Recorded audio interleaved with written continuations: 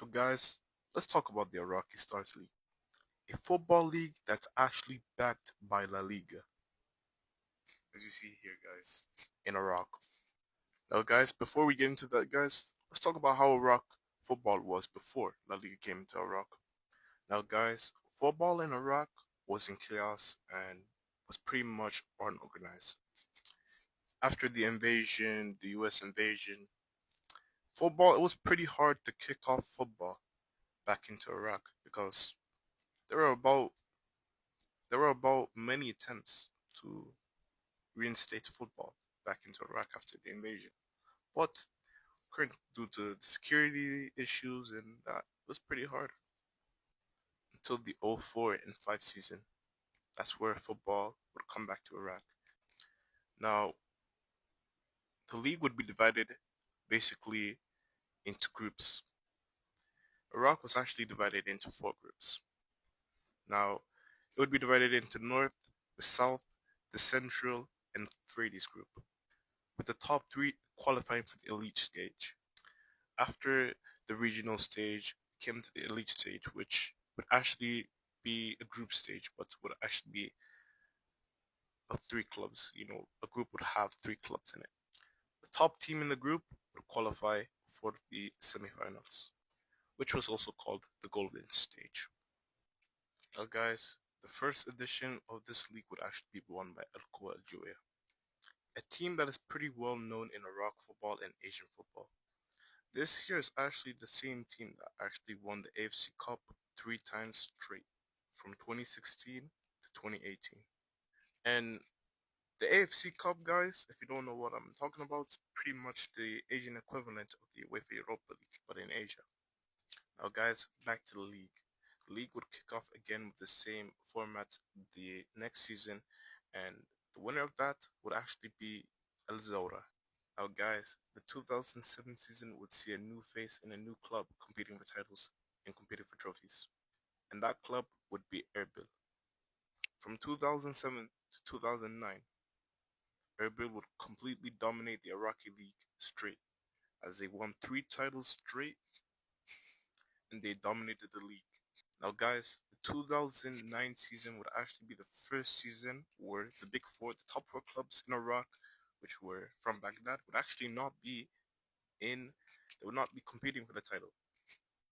Now, guys, this time the league format changed again, guys, as most of the groups that were in there, the league, like it did expand, but most of the groups were pretty much uneven as well.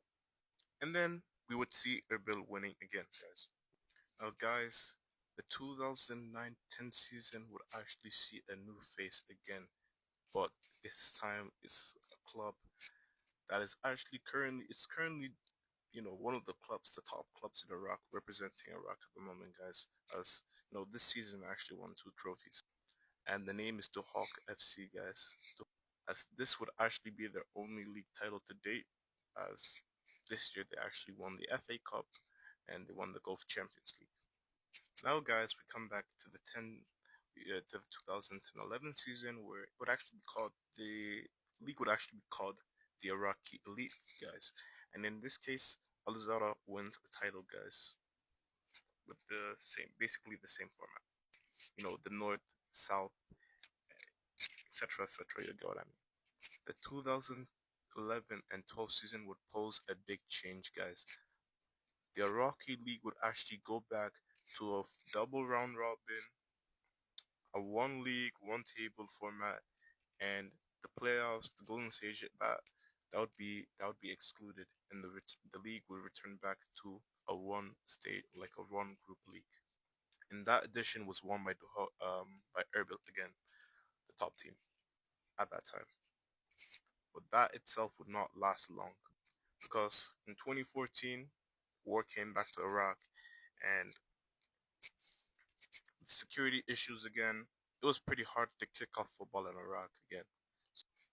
As the war just came to Iraq, the league was cancelled and no champion was awarded. Now, guys, in the 2015 season, the league was actually divided into two groups of 10 teams, as the league actually expanded to 10 teams. 20 teams, guys. As the league before was actually 16 or 18 clubs, but now we have um 20 clubs in total in the league. The top four clubs in the league in each group would actually advance to the next round, which would be in a group stage format of four clubs, and it was basically a tournament. And then you know the top two would go to semifinals and etc. With the winner being Naft El Wasat, as you see here, guys. First title, guys. Now, guys, in 2016, under the same format, El Zaura actually won the title. As you see here, they won the title again. The next winner of the league being Al Qawa Al Jawiya, with the league actually being without the group system and, you know, returning back to a one league table. But yeah, the league would return back to a round robin, double round robin, one table league. And then we saw Al Zawra winning the title again. In the 2019 season, we saw El Shorta winning the league, guys, and that would probably be their first league win in a long time. The Iraqi League kicked off again in 2020, but again, due to the COVID situation, the league was not really completed. But then, come the 2021 season, Kowa Al Jawiya would win again the league title. And then the next four seasons would be dominated by El Shorta.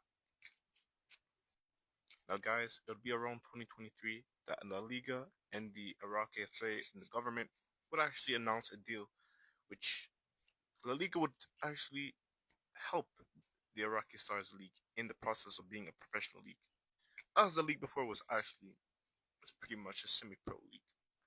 The goal of this that La Liga has with the Iraqi league is to make it compete and be up there with the European standards. So at the end of this contract and the partnership, Iraqi football would be fully professional, and the league itself would be professional. Now, guys, honestly, in my opinion, Iraqi football is on the rise itself, guys. And I myself, I see a lot of progress from Iraq so far. But honestly, Iraq can get up there, if they take the right steps and everything.